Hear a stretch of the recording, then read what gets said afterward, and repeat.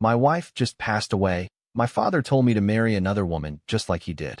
This started a war between us. I, 26 male, lost my wife, Annie, over a year ago when our two children were only 18 months and 4 years old. She was only 25. Annie and I had two kids, who were barely 18 months and 4 years old at the time, almost the exact age I was when I lost my mom. The parallel was chilling, and it forced me to confront the full circle my life had taken. I was only 5 when my mom passed away. It's one of those memories that isn't just a single moment. It's like a shadow that stretched long over my childhood. Growing up, everything seemed a bit grayer, a bit more muted without her. The house was quieter, and Dad was always busy, trying to fill the void her absence left in every corner of our life. He did his best, but you could tell he was just as lost in grief as I was, even though he tried to hide it behind long hours at work and forced smiles at dinner. I remember feeling perpetually confused too. Why my mom? Why our family? Friends would talk about their moms, their plans for Mother's Day, and it felt like living in a world where everyone else had something precious that I had lost. Birthdays and holidays were the hardest. Dad tried. He really did. But there's a particular kind of emptiness that comes from missing a person who was supposed to be there for those moments. As I grew older, that confusion turned into a deep-seated fear of loss, clinging too tightly to relationships or shying away from them entirely to avoid the potential heartbreak. It wasn't until much later, in my own adult relationships, that I began to understand the depth of my fear. Therapy helped. Talking about her, about the memories and the pain, made it more bearable. Losing Mom so young fundamentally shaped who I am. It made me more empathetic towards others' pain, more aware of the fragility of life. Back then, the world seemed suddenly bigger and more intimidating without my mom. Even though I was too young to comprehend all the ways her passing would impact me, I felt her absence in every part of my daily life. There was an emptiness at home, a silence that wasn't just about the lack of her voice, but about the missing layer of love and security she represented. Annie always had this vivid memory of her dad, how he'd lift her high above his head and make her feel like she could touch the clouds. She was just 6 when he was taken from her, swept away by a sudden illness that none of us were ready to face. That loss carved a deep, aching void in her life, one that shaped her in ways she only sometimes talked about. She grew up determined to be the pillar her dad couldn't be for her, to build a fortress of love for our kids that nothing could penetrate, not even death. But life, as it often does, had other plans. It was a crisp fall morning, much like any other, except Annie wasn't feeling well. We thought of it at first a passing bug, we hoped, but it turned out to be much more serious. Within months, we were grappling with a reality that mirrored her deepest fears. Annie was diagnosed with a terminal illness, the kind that sneaks up silently but quickly overwhelms. In those final months, Annie's resolve to make lasting memories with our kids became everything. Every day, despite her waning strength, she'd spend time with them, reading stories, playing games, or just holding them close, embedding her presence in their lives in ways she hoped would be indelible. She often spoke to me late at night, her voice a mixture of determination and despair, about her need to leave a legacy of love for them, to be there in their hearts and minds even when she could no longer be there in person. She wanted so desperately to break the cycle of loss that had shadowed her childhood, to give our kids the stable, loving foundation she had lost so early on. Her biggest fear was repeating history, leaving our kids with the same hollow memories and unanswerable questions she had struggled with watching Annie with our children. I saw the lengths she went to imprint her love on their young lives. She would record videos for them, leave little notes in unexpected places, and create traditions that could carry on in her absence. Her creativity in weaving these threads of connection was both inspiring and heart-wrenching.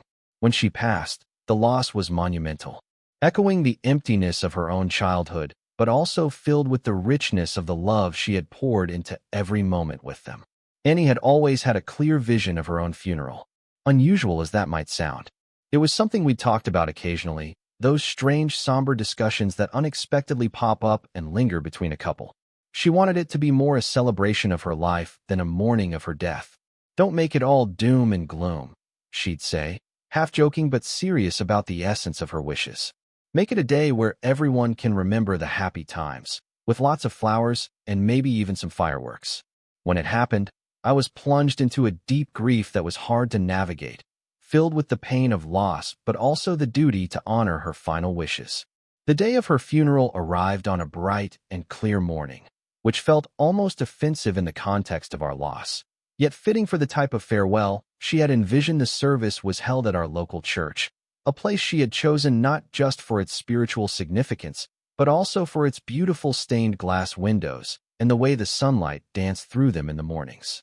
It was here, under the vivid colors cast by the morning light, that friends and family gathered, not in black, but in bright colors, as she had requested. Flowers adorned every surface.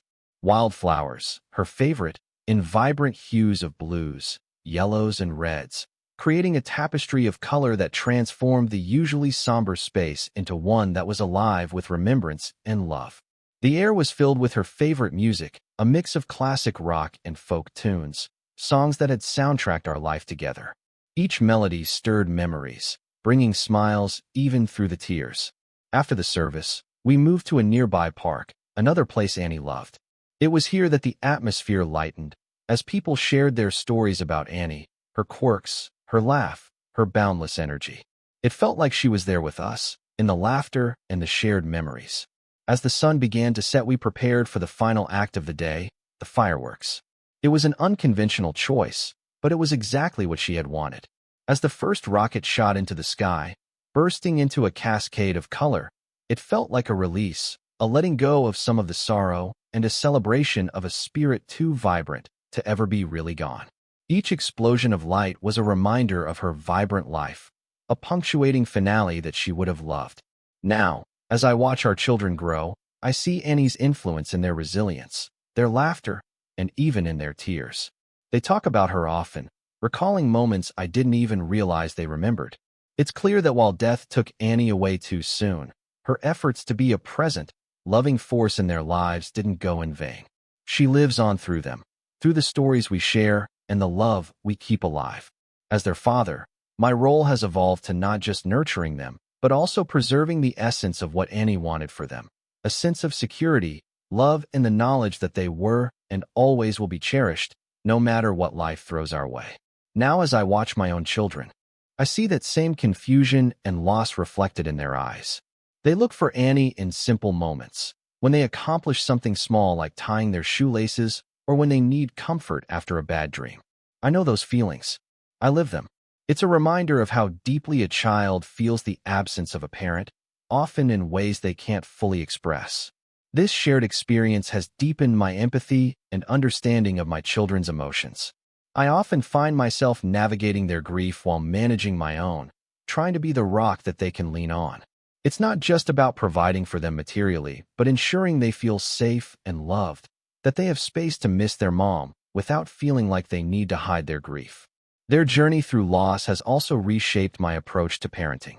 I'm more patient, more attuned to the unspoken parts of their sadness, and more proactive in addressing our emotional health as a family. We talk about Annie often, keeping her memory alive, not as a shadow that hangs over us, but as a light that continues to guide us. I strive to be present in a way I felt my dad struggled to be after my mom died. Seeing my children cope with their loss, I understand the long road ahead of them. I know the challenges they'll face as they grow up without their mom, but I also see their resilience, and it gives me hope. It reminds me that while the pain of loss never fully disappears, it can be woven into the fabric of our lives, making us stronger and more connected to each other. I've promised myself to be there for them, to help them navigate this journey, and to ensure they never doubt they are loved, both by their mom, whose love continues beyond her absence, and by me, who stands with them every step of the way. After my mom passed away, the house felt suspended in time, with remnants of her life tucked into every corner. Her clothes still hung in the closet, her books remained on the shelves, and the air carried the gentle hint of her perfume. This stillness, this preserved world of hers, was abruptly disrupted when my dad announced he was remarrying.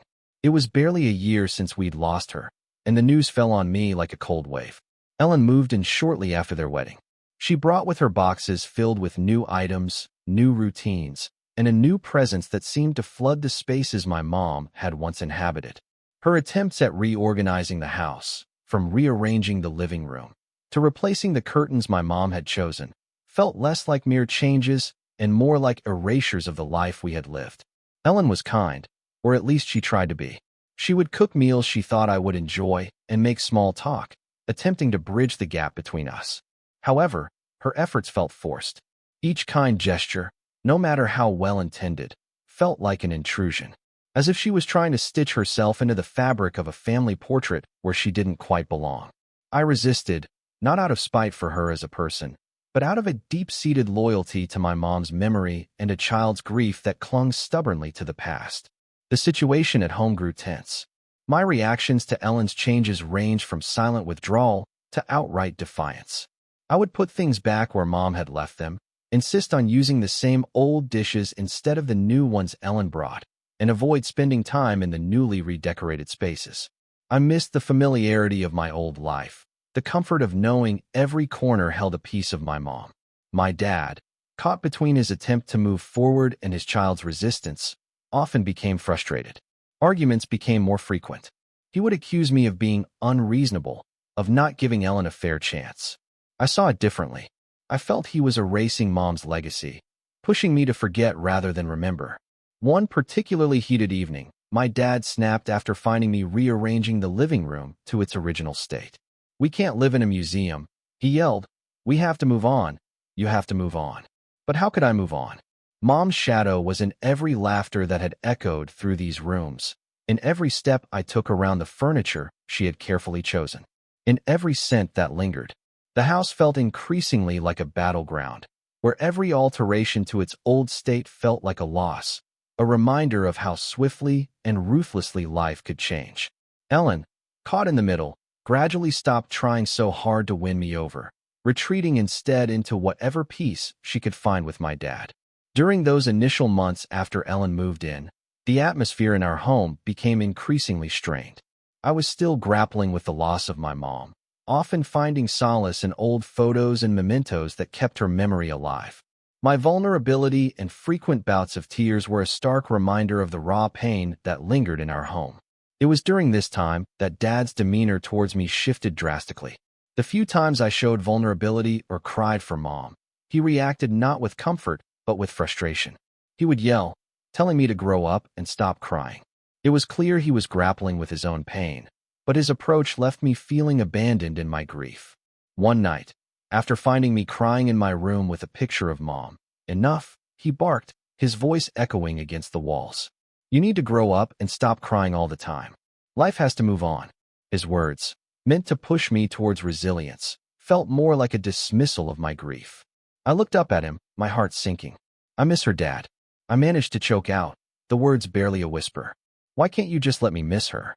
His next words were like a cold slap. "I'm happier now, and you should be too. I love Ellen more than I ever loved your mom." He declared it with a harsh certainty that seemed to seal the growing gap between us. The room fell silent, save for the quiet sobs that I couldn't hold back. Those words, harsh and raw, sliced through the fragile thread of understanding that had tethered us. I felt not just the loss of my mom, but also the creeping loss of my dad, who was now a stranger driven by his own grief and newfound happiness. Those words, harsh and raw, cut deeply, wounding me more than the tears I shed for Mom. As the years passed, the emotional distance grew. Dad was increasingly absent, not just physically but emotionally. My cries for attention, for the affection I missed so desperately, went unanswered. His priorities had shifted, and I felt sidelined, an unwelcome reminder of a past he wanted to forget. Ellen, for all her efforts, could never bridge the gap between Dad and me. It felt like a betrayal, not just of Mom's memory, but of the father-son bond we should have had. Feeling abandoned and misunderstood, I withdrew into myself. The isolation at home led me to seek solace elsewhere. In books, in school activities, anywhere I could find a semblance of the care and attention I lacked at home. But the impact of those formative years lingered. I harbored a deep-seated mistrust for relationships, fearful of being left behind again, of loving someone who might one day decide I wasn't worth sticking around for. As an adult looking back, I can see that Dad was dealing with his grief in his own flawed way, but the understanding of his pain does little to soothe the resentment and hurt of a child who felt left behind. Now, facing my own challenges as a widower, I'm determined to be the father to my children that I needed when I was their age, one who is present, supportive, and unconditionally loving, no matter what life throws our way. But after Annie died, my dad, he reached out to tell me he hoped I understood him better and cut him some slack for everything. I didn't respond to him at the time because I was in the most immediate sense of grief still. Today it's still raw, but I'm in therapy to try and find peace in my life. He reached out to me a few more times, and he apologized for his initial message. We met up a few days ago per his request. We met at a quiet cafe, a neutral place that seemed suitable for what was already a tense discussion waiting to unfold. As I sat across from him, still wearing my wedding ring, a stark symbol of my ongoing grief, it didn't take long for the conversation to veer into uncomfortable territory. He noticed the ring almost immediately and took it as a cue to voice his thoughts on moving forward. "You can't keep living in the past," he said. "It's time to think about your future. Maybe start meeting people again." I clenched my jaw, feeling the old frustration simmer. I asked him to drop the subject, but he pressed on, perhaps thinking that pushing me was for my own good. That's when he brought up his own past, his quick remarriage after my mom's death. He explained, not for the first time, but certainly in the most explicit way, how his new wife had brought him happiness, something he thought was impossible after Mom. "I needed that, and I think you do too," he said earnestly. "I thought you'd understand by now, especially with the kids needing a mother figure." His words stung sharply. It wasn't just the suggestion that I replace Annie, but the implication that my grief was somehow a selfish indulgence that I should move past for the sake of the kids. He went further, saying that he hoped I would eventually see the benefit of his choices, that I would stop holding on to my resentment and realize that embracing someone new wasn't a betrayal of my late wife. I told him firmly, "It doesn't work that way. Grieving isn't just something you turn off to make room for someone else. And it certainly doesn't work on a convenient timeline." I could see the frustration in his face, mirroring the anger in mine. "You think I hate you for being happy with her, but it's not about that. It's about how you handled everything when Mom died. How you pushed her memory out as if it was the only way to be happy again." He was taken aback by my bluntness. Perhaps he hadn't realized how deeply his actions had hurt me, or maybe he had never considered that his path to happiness had left a trail of pain in its wake. Our conversation grew heated, voices raised enough that other patrons shot us wary glances. The air was tense as my father and I reached a fragile point in our conversation. His earlier remarks about moving on and finding new love had pushed me to a breaking point. Seeing the shock on his face when I challenged his views on grief and moving forward, he paused, looking genuinely bewildered. "How do you expect to find someone else to love you and the kids if you're still hung up on Annie?" he asked, his voice tinged with concern, but also a hint of frustration. It was a question that might have been genuine in his mind, but felt like an accusation to me. "Annie was the love of my life," I replied, my voice firm, each word laden with unyielding truth. "And yes, I'm still hung up on her because love doesn't just end when someone dies. You don't just replace someone like that." I could see him trying to process my words, his eyes searching mine for something, perhaps a sign of the son he once knew who hadn't been shattered by loss. I continued, "My children, they are my heart, Dad. They're the other loves of my life, but it's different. They depend on me not just to love them, but to provide safety, security, and a sense of normalcy in a world that was turned upside down." The cafe noises faded into the background as I leaned in slightly, needing him to really hear me. "It's my job, my duty, to give them the best life I can. That doesn't mean rushing to fill a void with a new person. It means being there for them, fully, without distractions or replacements for their mom." He was stunned, perhaps by the intensity of my conviction or maybe by the realization that our views on handling grief and love were worlds apart. "But you need someone too," he finally muttered, almost to himself, a note of sadness creeping into his voice. "I needed my dad when I lost my mom," I shot back, the words spilling out with a mix of pain and defiance. "But instead, I got a man who was too quick to move on, too quick to replace her. I won't do that to my kids. I won't let them feel as I did, secondary to someone else's happiness." We were at the end of our coffees, the dregs cold and bitter, much like the mood that had settled over our table. As my father eyed me, ready to offer another piece of his mind on how I should live my life, I cut him off. The frustration and hurt from years of bottled-up feelings were brimming over. "I need to make this clear," I began, my voice steady but filled with resolve. "I will never, ever tell my children to just get over their mom's death. I'm not going to sit them down and tell them their mom is dead and that they need to accept a new mother."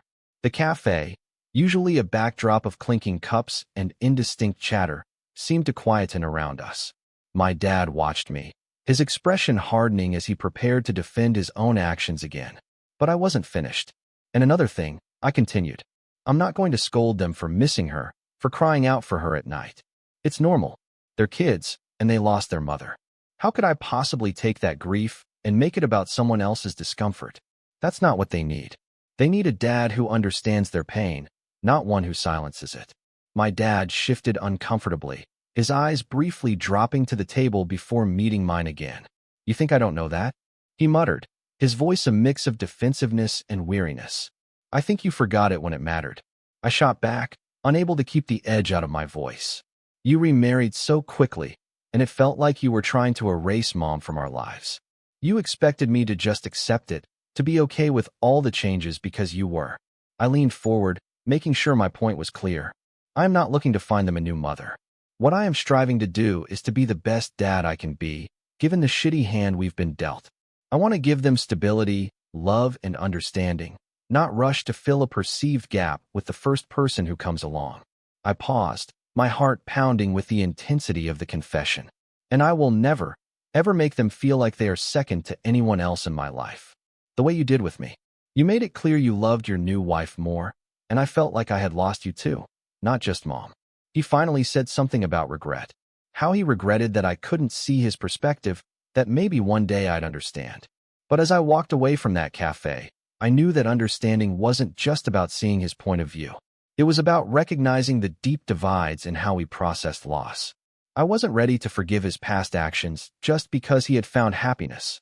My path was different, and I needed him to respect that without judgment or pressure. As I drove home, the weight of our fractured relationship heavier than ever, I realized that some gaps might be too wide to bridge, at least for now. The last time I saw my dad at that cafe, it felt like a definitive line had been drawn. In the weeks that followed, he tried to reach out a few times. Texts, a couple of voicemails, his voice always held that familiar mix of concern and awkwardness, as if he wasn't quite sure what to say or how to say it without reigniting the flames of our last argument. Each attempt at bridging the gap seemed to remind me of the wide chasm that had formed between us over the years. I wasn't ready to cross it yet, so I responded sparingly, my replies brief and non-committal, until eventually, I stopped responding altogether. The silence that settled wasn't peaceful, but it was necessary. Life went on as it does, filled with the daily routines and small crises of raising two kids alone. I threw myself into being a dad, the soccer games, school projects, bedtime stories. Every smile and tear from my kids reminded me of my promise to be the steady presence they needed. I often thought about that conversation with my dad, turning over his words and mine, questioning the harshness of my responses and the rigidness of my stance. Yet every time I considered reaching out, I remembered the feeling of being a kid who felt second best, and I'd retreat, convinced I needed more time. Months turned into a year. The seasons changed, and so did the kids. They grew taller, their faces losing the last traces of toddlerhood. My dad's attempts to connect became a memory almost as distant as the happier times before Mom's death. In the quiet moments late at night, when the house was still and my mind refused to rest, I pondered the cost of my steadfastness. Was holding on to my hurt worth the growing silence between us? It was a chilly evening, the kind that hinted at the approach of winter, as I climbed up to the attic to sort through some old boxes that had been gathering dust.